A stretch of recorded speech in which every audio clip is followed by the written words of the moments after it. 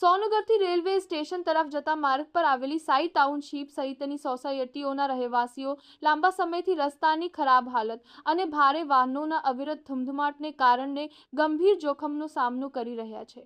આ માર્ગ પર નાના મોટા અકસ્માતોની ઘટનાઓ રોજબરોજ બની રહી છે, જેના કારણે સ્થાનિકોમાં ભયનો માહોલ ફેલાયો છે। રેલવે સ્ટેશન રોડ પર તાપી નદીમાંથી લાવવામાં આવતી ગ્રાવલને મશીન દ્વારા ઝીણી રેતી બનાવવામાં આવે છે। આ પ્રક્રિયા માટે દરરોજ ચાલતા ભારે ટ્રકો અને ટ્રેક્ટર ટ્રોલીઓમાંથી રોડ પર ગ્રાવલ અને રેતી છલકાઈ રહે છે। પરિણામે રસ્તો ખાડા ખાબોચિયાવાળો બની ગયો છે અને ટુ વ્હીલ વાહનો સ્લીપ થવાના બનાવોમાં વધારો થયો છે।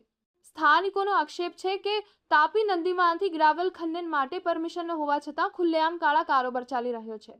આ સમગ્ર મામલે ભૂસ્તર વિભાગની ભૂમિકા પર પણ સવાલો થયા છે। શું તંત્ર જાણ છે કે પછી કોઈ સેટિંગ સાથે આ પ્રવૃત્તિ ચાલી રહી છે? આ ઉપરાંત ગ્રાવલ પ્લાન્ટ પાછળ આવેલી કોતરમાં પ્લાન્ટનું દૂષિત પાણી છોડવામાં આવી રહ્યું હોવાનું પણ સામે આવ્યું છે। આ કોતર સોનગઢ ગામના અનેક વિસ્તારોમાં ફેલાયેલી હોવાથી દૂષિત પાણીના કારણે રોગચાળો ફેલાવાનો ભય પણ લોકો વ્યક્ત કરી રહ્યા છે।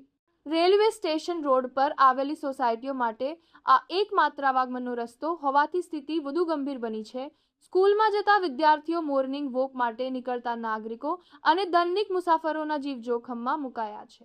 રોયવાસીઓનું કહેવું છે કે રેતીના કારખાના કારણે આ રોડ હવે અકસ્માત ઝોન બની ગયો છે।